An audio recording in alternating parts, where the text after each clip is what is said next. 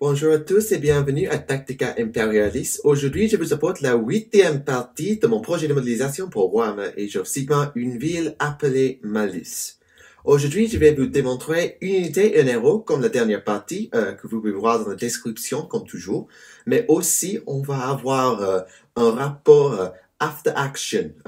J'ai joué un match la semaine dernière, mais je n'avais pas pu l'occasion de créer un rapport de combat pour vous. Et c'est malheureux, mais je veux parler de ce match, ce que j'ai appris, ce que j'ai fait, les avantages, les inconvénients de l'armée et des choses qui se passaient que je vais utiliser pour l'avenir. Et donc, on va avoir ça après avoir discuté les deux nouvelles unités. Aujourd'hui, l'unité que je vais ajouter, je pense que personne ne devrait être très surpris car j'ai discuté les boîtes que j'ai ajoutées au passé, mais l'héros aussi, j'ai pas acheté cet héros très publiquement, mais je l'ai discuté plusieurs fois au passé. Peut-être vous ne serez pas surpris par lui aussi. Euh, mais en ayant dit cela, j'espère que vous aimez cette partie et j'espère que la semaine prochaine, on va avoir un rapport du combat car je vais jouer un autre match pendant cette semaine. Et si ça marche et je peux créer un rapport de combat, vous allez voir ça la semaine prochaine. Mais sinon, pendant la neuvième partie, en 2 semaines, on va discuter ce match dans le même format que ce match-ci dans la prochaine vidéo.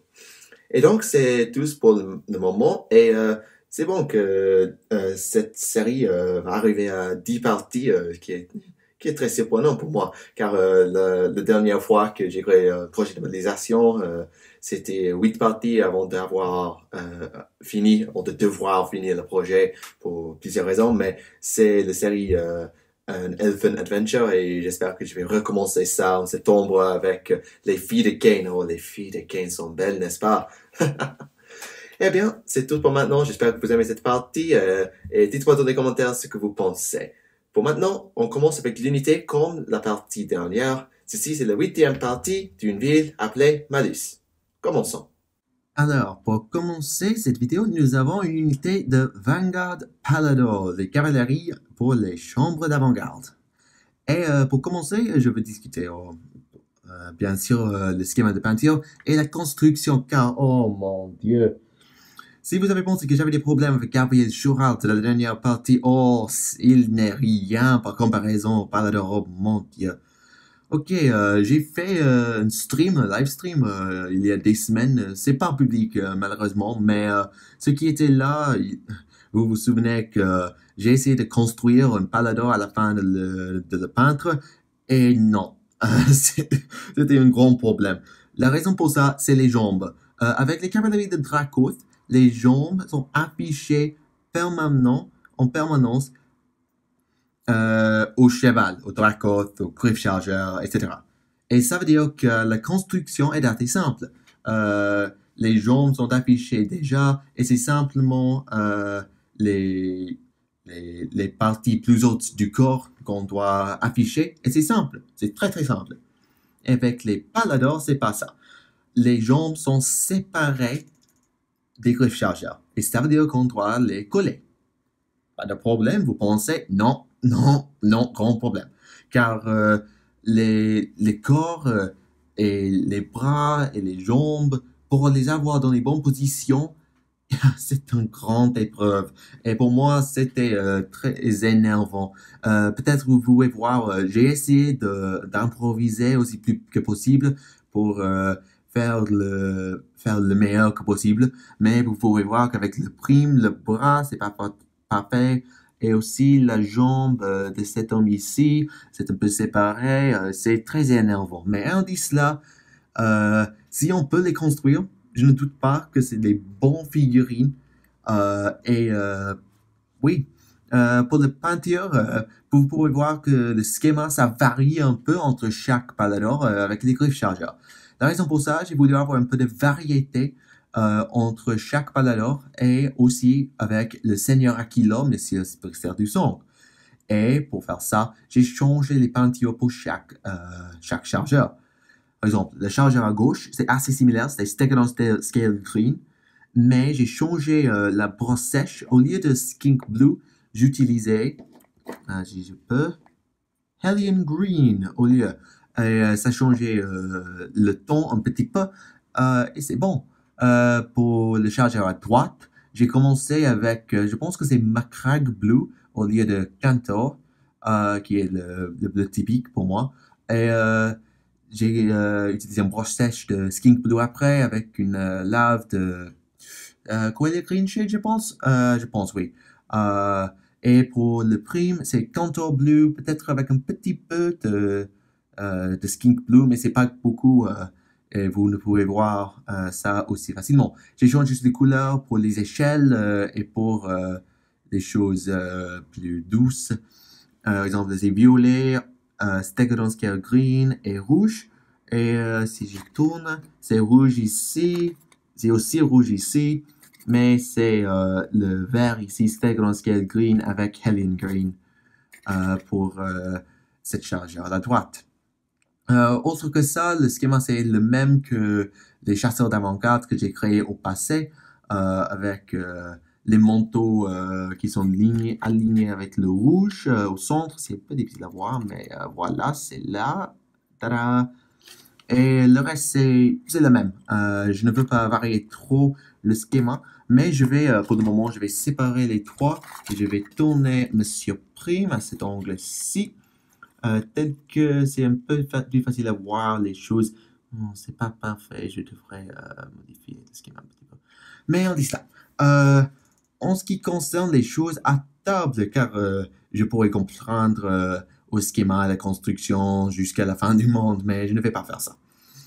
Sur la table, les Palados coûtent 220 points pour 3 figurines, qui est aussi cher que les cavaleries de Dracos, qui coûtent environ 200 points pour 2. Et donc, une unité de 3, c'est la même qu'une unité de 2.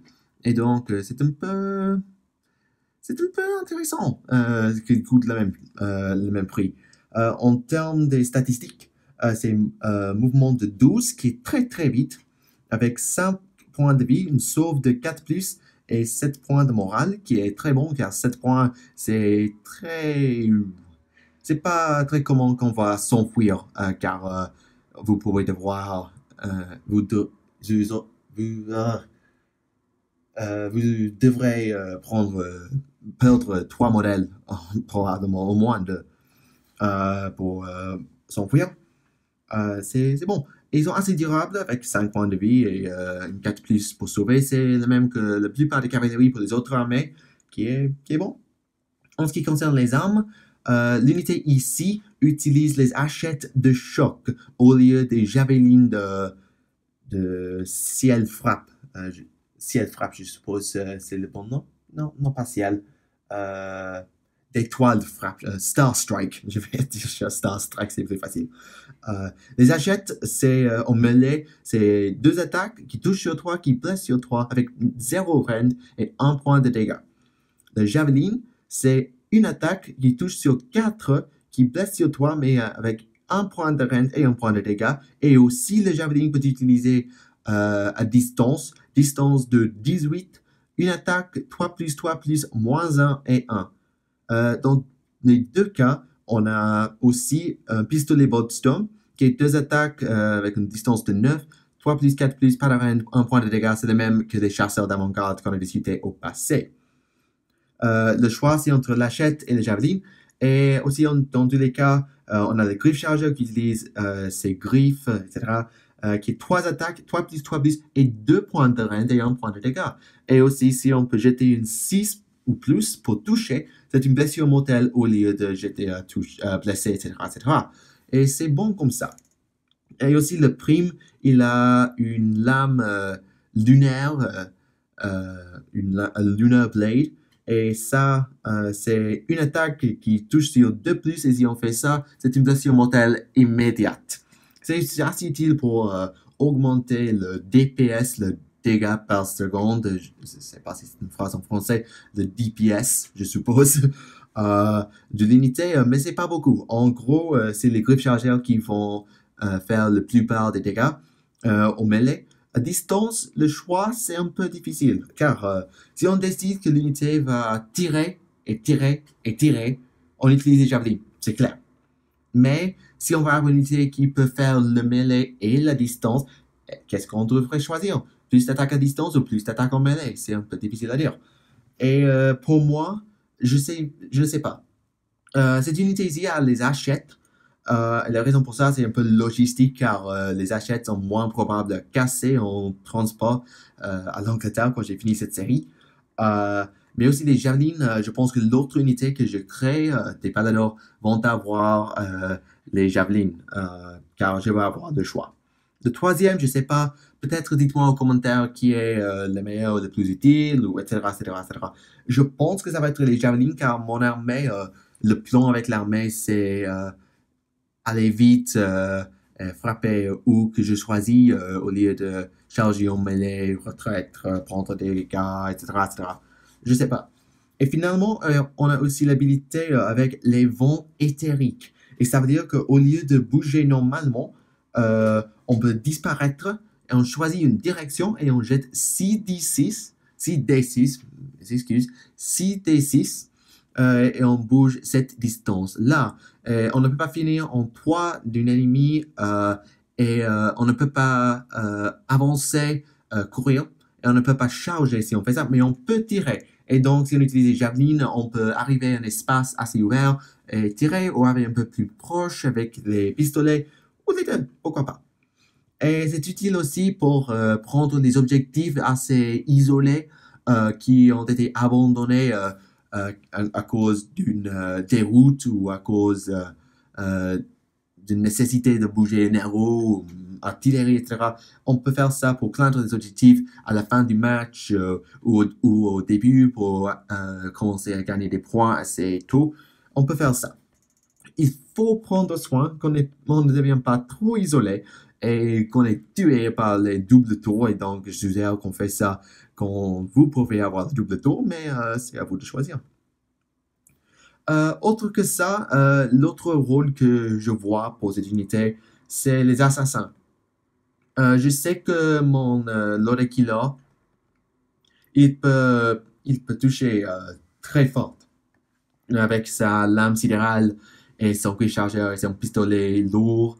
Il peut faire beaucoup de dégâts très très vite. Avec un peu de soutien des raptors, des paladins ou des chasseurs, je pense qu'il peut assassiner les héros très facilement. Et je pense que les paladins vont être lui soutenir pour avoir beaucoup d'attaques avec beaucoup de range contre les héros assez armés, par exemple les sorciers de chaos ou peut-être les générales ou les prêtres par exemple, je sais pas, qui sont assez armés. Au lieu des raptors qui sont bien contre les unités moins armées avec les arbalètes ouragans. Mais on a le choix et je pense que j'aurai besoin de faire des expériences pour voir ce qui va être le meilleur au long avenir. Mais c'est ça pour l'unité. Maintenant, on va choisir. Je vais retourner les trois à l'image. Voilà les gars. Et c'est l'unité pour aujourd'hui. Maintenant, je vais discuter l'héros qu'on a ajouté et après ça, on va discuter le match que j'ai joué, le rapport après-action et on va discuter le plan de l'armée en jeu aussi. Donc, maintenant, c'est l'héros. Et la deuxième unité qu'on ajoute aujourd'hui, c'est un Lord Relictor. Pour ceux qui m'ont demandé de l'ajouter dans les commentaires, calmez-vous, je l'ai. J'ai reçu cette modèle pour Noël de mon ami. Merci beaucoup, mon ami. Mais peut-être vous pouvez voir quelque chose à changer. Pour le premier, c'est la tête.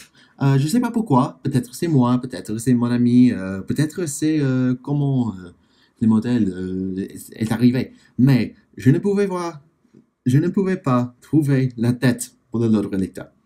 Je ne sais pas pourquoi. Peut-être je l'ai quelque part. Probablement je l'ai quelque... Oh mon Dieu, je viens de le trouver. Ok, c'est ici. Voilà, je l'ai. Oups. Mais indice là, pour un moment, je ne pouvais pas trouver la tête pour mon Lord Relictor. Je suis une vraie idiote. Mais j'ai décidé de changer la tête pour la tête du rétributeur prime de la boîte Paladin. Et je dois admettre, c'est pas mal. Je l'aime. C'est un peu différent des localisateurs normales, mais c'est pas la seule chose. Le standard, j'ai dû changer un des bras. Encore, peut-être c'est moi, peut-être c'est mon ami. Le bras qui tient le standard n'était pas avec le modèle. Et donc, j'ai utilisé une des choses de la boîte Paladin pour recréer le bras nécessaire, car normalement, le bras ferait quelque chose comme ceci, avec un haut de bras et de main. Mais c'est pas là, et j'ai utilisé une improvisation, et je dois admettre, c'est pas mal. Le standard, je vais descendre le modèle comme ça. Vous avez le grand l'héros tombé avec sa lame, et à l'autre côté, vous avez des os, et je n'ai pas de verre. C'est mon excuse, je n'ai pas de verre. Autre que ça, le modèle, le schéma, c'est assez normal, avec le noir, le violet, l'or, le rouge, etc. Et à son dos, on a beaucoup de ceci. C'est pas, je sais pas ce que c'est ceci, mais ça marche comme un petit manteau, je suppose. Et le marteau, c'est ici. En ce qui concerne son rôle sur la table, car beaucoup de personnes l'ont suggéré, il est armé avec un marteau qui a 4 attaques, touche sur 3, blesse sur 3, un rend et un dégât. C'est pas mal. Pour un héros supporter, c'est pas mal. Il a 5 points de vie, une sauve de 3+, mais il est long, il ne bouge que 4, il est assez long. Mais ses habilités sont assez puissantes. Il y a le tempête de foudre, qui est distance de 12. On jette une D6 si on peut réussir avec une 3+. Une unité ennemie se subit à D3 blessures mortelles. Et aussi, votre adversaire doit soustraire -1 de tous les jets de touche pour l'unité jusqu'à la prochaine phase d'héros pour les Stormcast. C'est bon. Autre que ça, vous avez le tempête soignant. Ouais, je vais aller avec ça. Et on choisit un modèle de Stormcast en 12 et on a 3+, et on guérit D3 points de vie qu'on a souffert. C'est assez utile pour guérir les héros, les paladins, les cavaleries, surtout les paladins et les dracotes.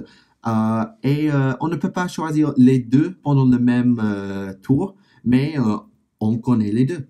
C'est assez utile. Je pense que le tempête d'éclat de foudre, c'est plus puissant dans les bons scénarios. Par exemple, avec une unité de cavalerie qui vient de charger, ou une unité très dangereuse qu'on va charger, c'est assez utile.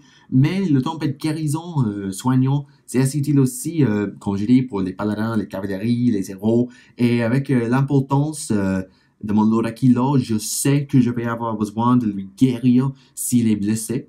Dans les combats, s'il fait sa téléportation, il arrive à la côté, il est blessé, il réarrive et je le guéris. C'est assez utile comme ça, ouais. Non? Oui, je dis ça.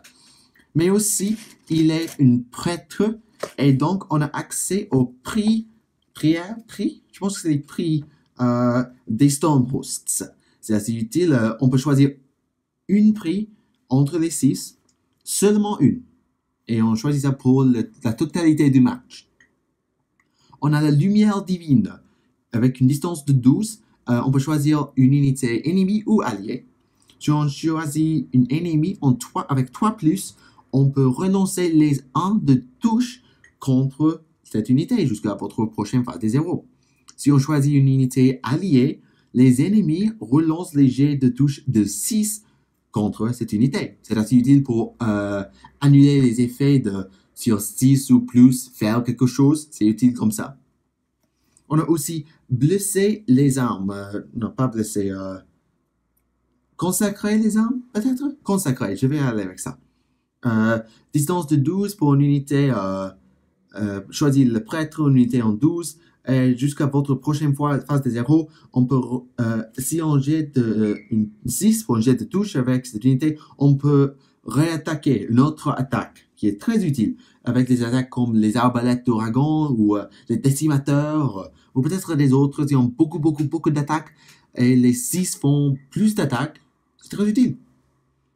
On a aussi augmenté la fidélité, je suppose. Bolster Faith, il s'appelle. C'est 4+, mais si on fait... c'est 4+ pour les armes aussi. C'est 4+, et le prêtre et les unités alliées en 12 ne prennent pas les tests de déroute jusqu'à votre prochaine phase de 0. Très utile si on n'a pas l'allégeance autre, ou on n'a pas de Céleston sur Draco, etc. Le 4e, c'est Chariot de Foudre. C'est l'habilité que j'aime le plus. Dans la phase de 0, on peut choisir le prêtre ou une unité alliée en 3 et lancer un dé. Avec un 3+, on réussit, on peut bouger l'unité choisie jusqu'à 24 de son position dernière, et aussi long que ça reste plus que 9 de l'ennemi à la fin. C'est une téléportation, et on ne peut plus bouger après ça. On peut charger, et on peut tirer, mais on ne peut plus bouger. C'est très utile avec les bonnes unités, par exemple, les paladins qui sont très longs, ou peut-être les cavaleries qui doivent redéployer pour les dracos, par exemple. Si on a collapsé un côté, on va arriver à l'autre côté très vite, faire la téléportation, whoop, on est allé. Aussi, on a abjuration. C'est 2+, et si on réussit, le prêtre peut essayer d'annuler un sort lancé par les ennemis. C'est pas trop bien, car les lanceurs de sorts, normalement, c'est de grande distance. Et peut-être, je ne l'aime pas trop, mais j'ai pas lutté beaucoup contre Zinch ou etc., des choses comme ça. Et finalement, l'aspect du roi Dieu, l'aspect de Sigmar, je suppose. C'est 4+, et si on réussit, les ennemis en 12 du prêtre ajoutent 2 au test de déroute. C'est très puissant, surtout en combinaison avec les décimateurs qui est notre +1, et on a aussi des choses qui peuvent faire beaucoup de dégâts. Des choses comme ça, c'est une bonne combinaison. Mais si on arrive avec un 1, on subit une blessure mortelle qui est un peu problématique. L'autre modèle qui peut utiliser ici, autre que le Lord Relictor, c'est le Lord Veritant. Je pense pas qu'il y a les autres prêtres dans le Stormcast, je peux vérifier une autre fois. Mais pour moi, mes favoris, j'ai essayé Lumière Divine, j'expliquerai un peu plus tard. Mais c'est utile, mais c'est pas... Non, c'est bon, peut-être je n'avais pas la chance. Consacrer les armes, c'est utile dans les bons scénarios, mais pour moi, avec mes unités assez petites, qui font un peu de dégâts, mais pas trop, peut-être pas. Des choses pour les tests de déroute, peut-être, mais j'ai peut-être un plan pour éviter ce problème. Le chariot, c'est la chose que j'aime le plus, et la raison pour ça, c'est simple. Je veux contrôler le jeu. Mon armée et mon plan, en gros, c'est l'impulsion et contrôler les combats et choisir les combats que j'entre.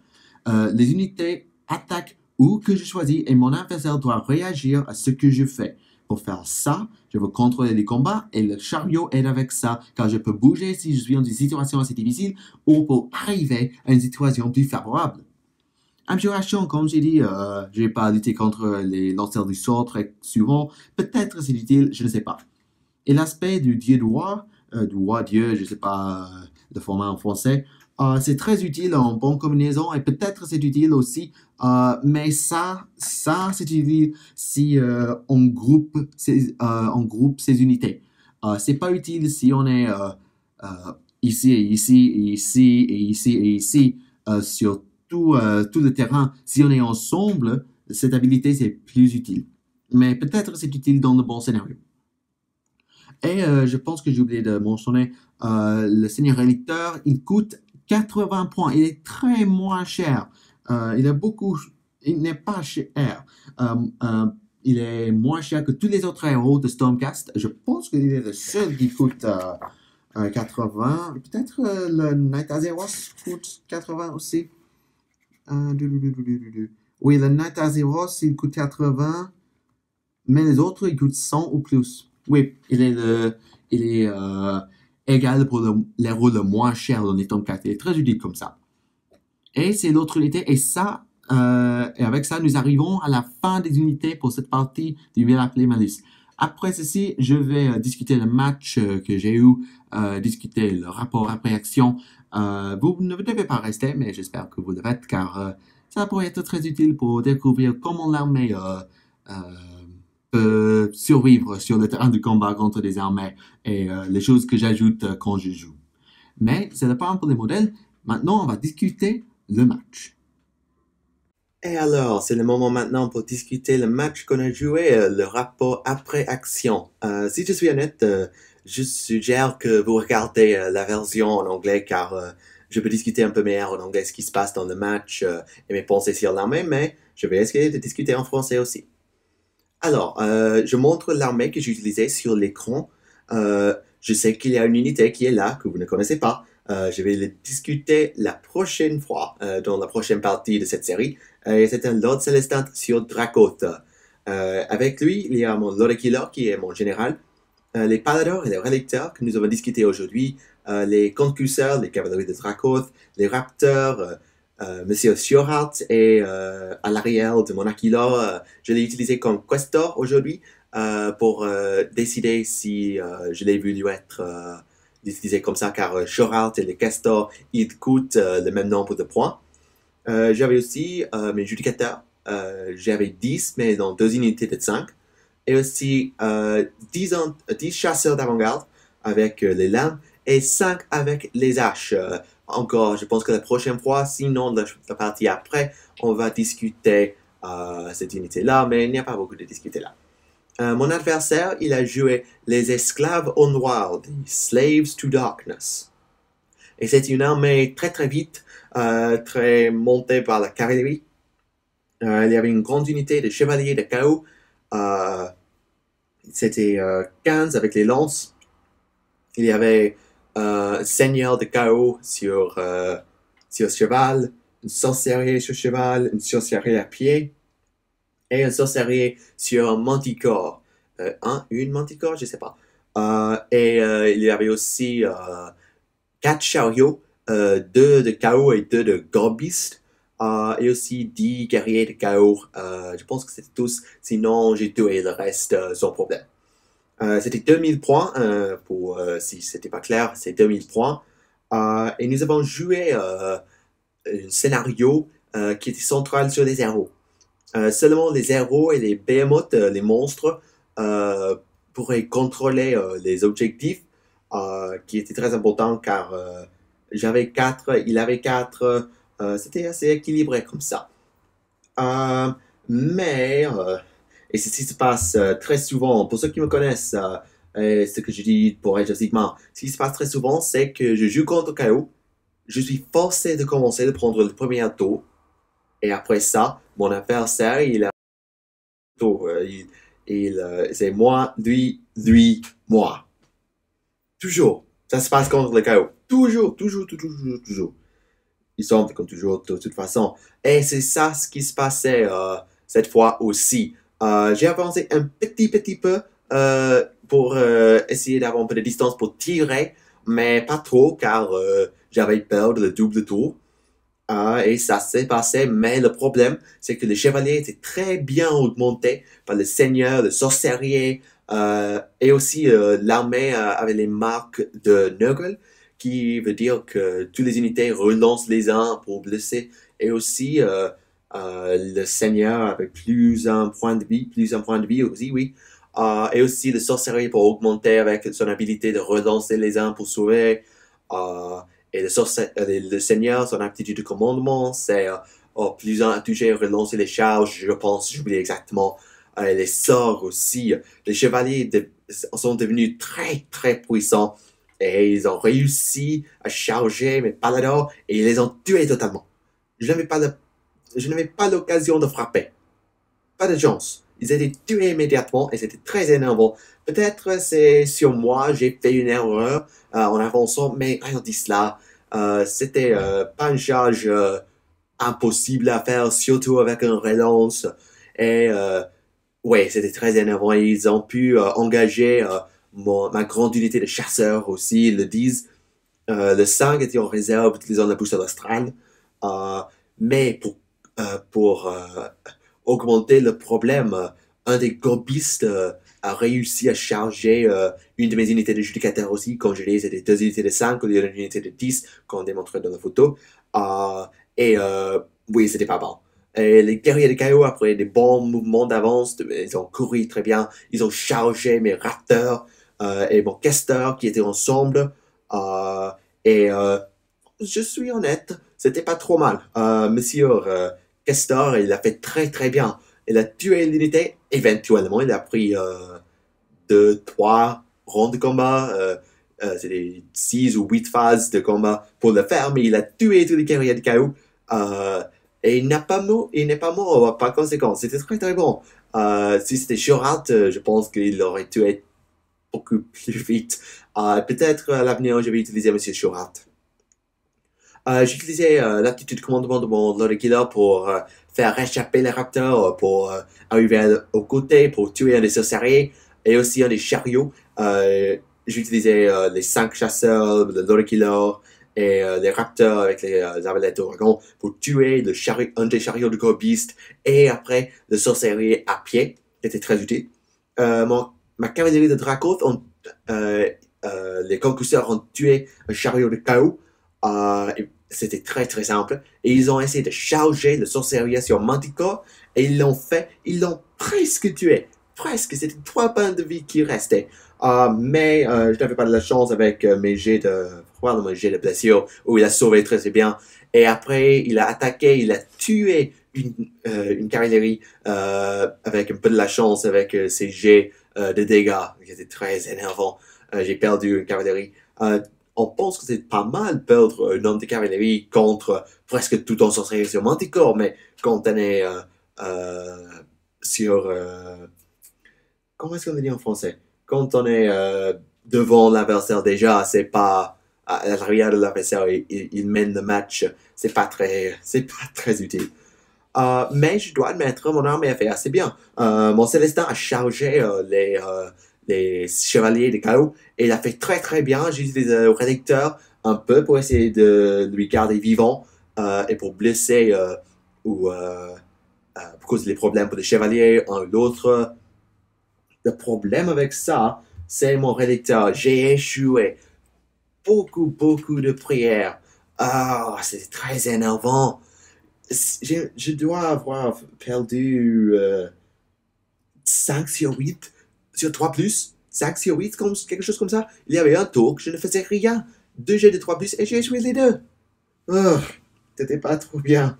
C'était pas trop bien pour moi, rédacteur. Mais il dit cela. Il n'a pas fait mal. Il a dû lutter contre un chariot de chaos. Il a presque tué, mais il est mort après. Mon Célestin a fait très très bien. Il a tué, je pense que presque une demi de l'unité de chevalier avant de mourir. Il a tué le Seigneur de chaos aussi, qu'il a chargé dans un général contre, pas exactement général, comme on voit qu'il a, le général, mais c'était un combat des héros. Et ouais, mon Célestin a triomphé dans cette combat-là. C'est pas mal. Autre que ça, c'était pas mal. J'ai pu finir le sorcerer sur Manticore avec les raptors. Après, il a tué avec la magique l'autre cavalerie. Euh, j'ai autre que ça, j'ai parlé des chariots. L'autre gobiste était tué par quelque chose, je pense. Et le chariot qui a tué mon relecteur a survécu le reste du match. Et à la fin, en entrant le 5e round de combat, si j'avais commencé, si j'avais pris le premier tour, peut-être j'aurais pu gagner. C'était quelque chose comme 5-3. Et donc, si j'avais tué son sorcier pour prendre l'objectif, c'était possible de prendre les objectifs pour gagner le match. Mais ça ne se passait pas. Mon général, non, c'est pas ça. Il a pris le tour, il a gagné le G. Et le problème avec ça, il a gagné des points avant que je pourrais tuer son héros. Et donc, j'ai perdu immédiatement. Mais j'ai essayé de faire le plan que j'avais voulu faire. J'ai échoué. C'est pas possible de toute façon. J'aurais perdu dans tous les cas. mais je n'avais pas de chance d'essayer de gagner à cause de prendre le jet pour le tour. Oui, le résultat c'était 8-3, je pense que c'était 8-3, quelque chose comme ça, aux esclaves, au chaos, qui pour le deuxième match avec les Stormcast c'était le premier grand match. Je ne peux pas comprendre trop et j'ai appris plusieurs choses. Pour une chose, les Stormcast sont très très plus durables que les autres armées que j'utilisais, car comme je dis, toujours contre le chaos, c'est commencer, perdre l'initiative, être tué. C'est ce qui se passe, toujours. Mais pas cette fois. J'ai lutté jusqu'à la fin. J'ai presque pris la match à la fin. Mais non, j'ai perdu. Mais le Célestin, le Kester, les chasseurs, les cavaliers de Dracoth auraient gagné très très bien sans un peu de malheur avec un jet de dégâts. L'Aquila, il a suivi une charge des cavaliers de Chaos. À la fin, il a survécu ça avant de téléporter. C'était pas trop mal et les Raptors ont fait tout très bien en tuant un demi d'un chariot, presque totalement un sorcier à pied, faisant des dégâts pour finir le sorcier à Manticore, un peu le sorcier sur cheval. Ils n'ont pas fait tout bien. Ils n'ont pas fait trop mal. Oups. Les judigateurs, pas très bien. Les chasseurs, ok. Le relecteur, je n'ai pas lancé très bien, je ne peux pas dire trop, mais il n'a pas fait mal. Et aussi, j'ai appris que sur le premier tour, il faut que je fasse attention, que je prenne soin. Il faut que je fasse ça. Car sinon, je vais avoir les mêmes problèmes et les mêmes maladies toujours. Si je commence et je ne fais pas une armée de frappe alpha où je téléporte presque toute l'armée immédiatement avec chariot de foudre et le Lorikila et le boussole astrale, etc., et si on te tempête. Si je ne fais pas ça, il faut que je prenne soin pour que je ne sois pas chargé par mon adversaire sur le deuxième tour. Et si je fais un deuxième, il faut que j'essaie de préparer, etc., pour que si je prenne le deuxième tour, je puisse capitaliser sur ça. Mais je ne peux pas dire que j'ai fait trop mal, mais j'ai aussi commencé avec un autre plan, car cette armée ici, c'est 2000 points, mais je t'ai dit dans la dernière partie, dans les commentaires du trait commandant consumé, consummate commander en anglais. Et ce que ça veut dire, je peux choisir un héros qui peut aussi utiliser son attitude de commandement. Et si par exemple j'ai 2 Aquila, de l'or Aquila, je peux téléporter 2 fois les unités. Et donc, je peux téléporter 4 unités par tour. Les 2 générales, les raptors et les paladors, par exemple. Et je vais utiliser les vents éthériques pour téléporter mes paladors. Je vais utiliser les boussoles astrales pour arriver au côté avec mes chasseurs. Je vais utiliser le chariot de foudre, si je veux, avec mon relicteur pour téléporter une unité. Mais j'ai aussi fait des calculs et 2000 points. Quand j'ai fini mes boîtes de Vanguard Brotherhood et Blood War, ça, sauf compter les Etherwing et les Gryphound, ça fait 2000 points de chambre d'avant-garde que j'ai. Exactement, avec 25 chasseurs et 6 raptors, 6 paladors, 2 Lord Aquila, ni plaque talent. C'est 2000 points, en gros, c'est 2000 points, c'est presque 2000 points, sinon exactement. Et c'est très utile car je peux spécialiser à cette fois et ça serait très utile. Mais je pense que c'est tout pour aujourd'hui. J'espère que vous avez aimé la vidéo et dites-moi dans les commentaires ce que vous pensez du match, de l'armée, des figurines, des plans, etc. Et la prochaine fois, on va discuter Monsieur Célestin sur Dracoth car j'ai chanté les bonnes choses. Et il est très très utile, mais je dois discuter pourquoi la prochaine fois. Et on va discuter probablement des autres choses aussi. On verra ce qui se passe. J'espère qu'on va avoir un rapport de combat la semaine prochaine. Mais sinon, et si je n'enregistre pas de rapport de combat, on aura un rapport comme ceci dans la prochaine partie. Si je l'enregistre, mais je n'ai pas de temps pour le créer avant la semaine prochaine, on aura la semaine après la partie après, en 3 semaines. Mais c'est tout pour aujourd'hui. J'espère que vous avez aimé la vidéo. Merci pour regarder Tactica Imperialis et jusqu'à la prochaine fois. Jusqu'à la prochaine fois, j'espère que vous avez une bonne semaine. Merci pour regarder et au revoir.